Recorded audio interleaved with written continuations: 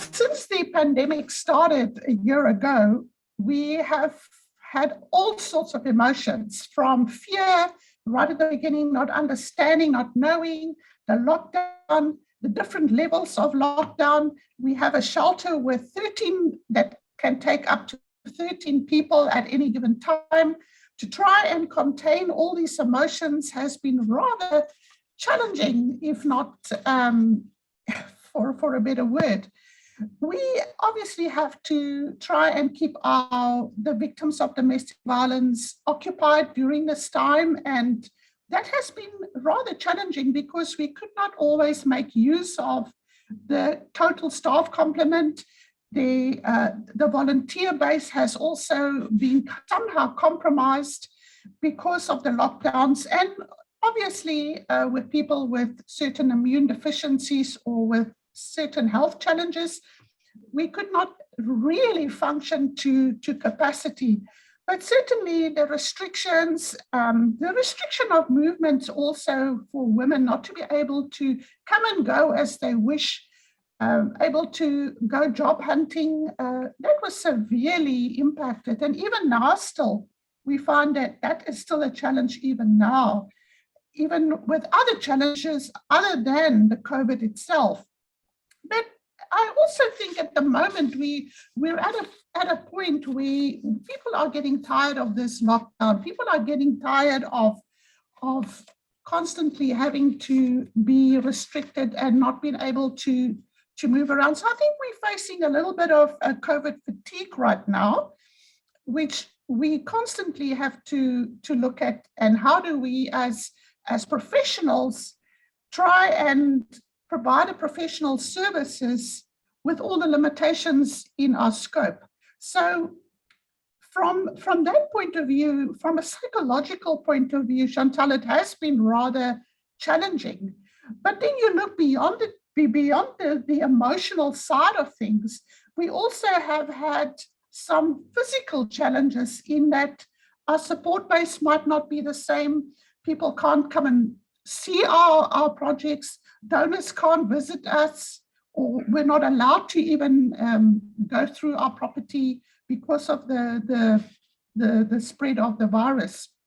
So at Durban Hospice for Women, Kerr, we've really been very strict in containing and managing the infection rate. That we haven't actually had one infection at our shelter, because you can imagine one person infected, everybody is at risk. And so we've had very, very strict control measures to do our little bit in keeping our place safe and COVID free. But certainly we found that our finances definitely has been impacted, negatively impacted as a result of COVID. And I think that most of the funding is currently going into the COVID versus other sectors, other areas where people would normally support organizations like ourselves. I think also from a point of view, some of the challenges is the anxiety levels. We need to understand that we're working with victims of domestic violence. They already experienced trauma. Now they're coming into a shelter, and we have certain restrictions and certain codes of conduct in which people can, and there's rules and regulations, which is a kind of a new environment for them to step into. Now you add COVID on top of that, and the anxiety levels are really up and down. And we just have to think creatively as social workers as to how do we assist our clients the best possible way we can.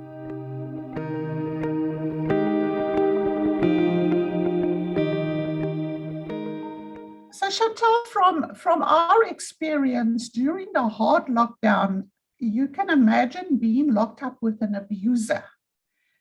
It cannot be fun for anyone who's locked up with an abuser. So the best of times that would be a problem, but during this time there was no movement. People couldn't come and go. They couldn't escape, couldn't go to the police station, couldn't go and report the matter. So it would have been extremely difficult for any person to be locked up with an abuser. What we did find is that when the alcohol ban was lifted, there was an immediate spike in cases that we encountered, people that reported, people that needed help, people that needed to have services provided to them, which tells us from a statistical point of view that there's a direct link between alcohol and abuse. There is a correlation between those two factors, that alcohol, the consumption of alcohol increases domestic violence, increases abuse. And so from our experience, immediately, as I said, when the alcohol ban was lifted, we had to refer people elsewhere. We couldn't cope with the demands that we were receiving because our shelter was just not big enough to cope with those. So I think from the national shelter movement point of view, fortunately, we have a very good support base with other shelters, and we have a good relationship with one another. And fortunately, we have a group that we've set up on WhatsApp that we could instantly report or request. Do you have space in your shelter? Can we make a referral to your shelter? We are full. We have so many people in our shelter right now. Who has space? And that for us was an absolute winner, that we have such a good relationship with one another, and we could trust our fellow shelters out there as well in order to make a referral for someone that we were not able to cope with. So I hope that answers your question, but certainly we do believe that there is a link.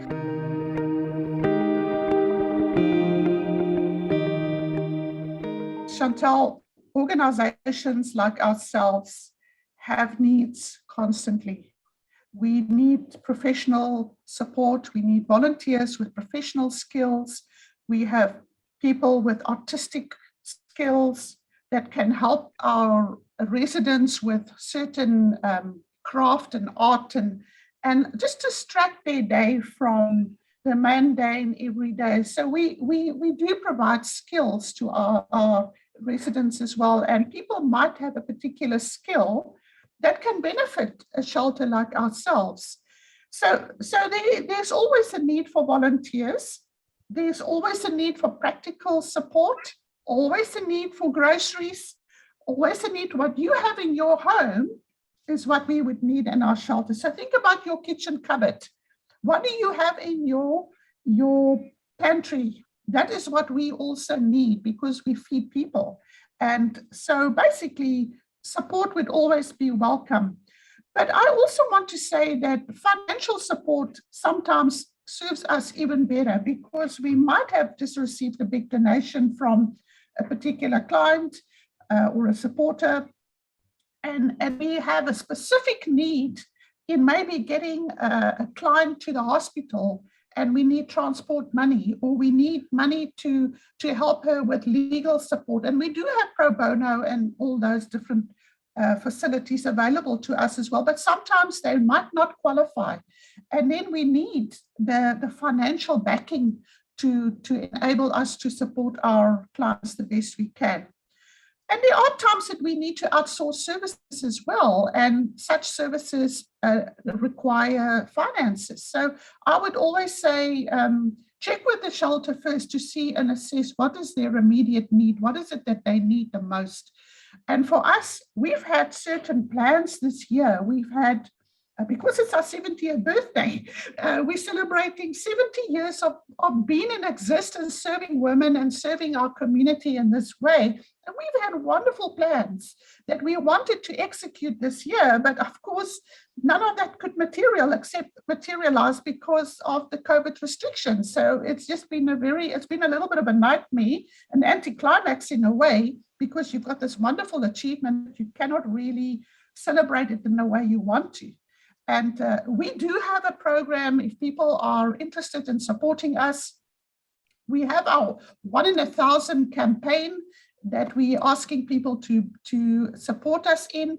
And what we're asking for ordinary people who might not be able to come to our shelter or provide a practical skill or practical support, but 100 Rand a month We're looking for 1,000 people who can donate 100 Rand a month. And with that support, we will be able to provide an even better service to our community. So that is one way of getting involved with our organization.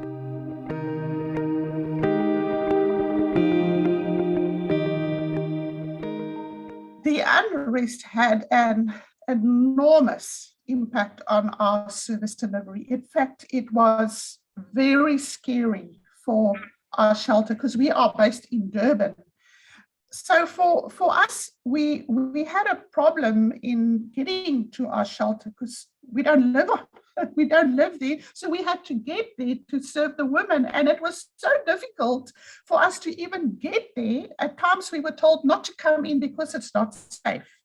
So now you're sitting and you're wondering, now, how am I going to help these women who are already stressed and traumatized with all the looting and all the stuff going on? It was really, really difficult. It was a very challenging time for all of us.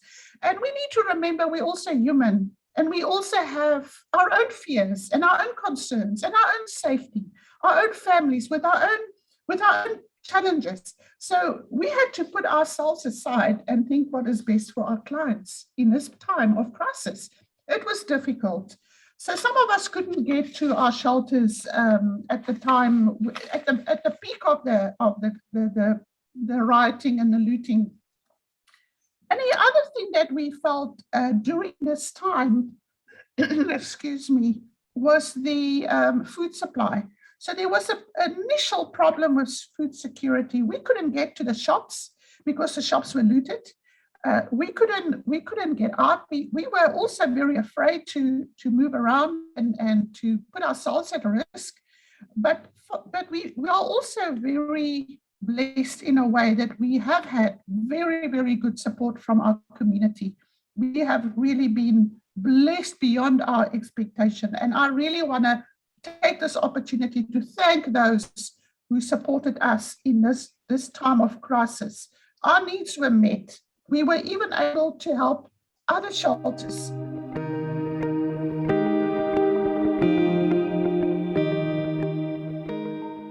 To any women out there facing any form of abuse, you don't need to continue in that abusive relationship. You can be empowered to say enough is enough. So firstly, I want to say that you need not feel alone. You need not feel alone. There are people out there are organizations out there that can help you through this process. My first suggestion to you would be, if you are currently in an abusive relationship, develop an exit plan.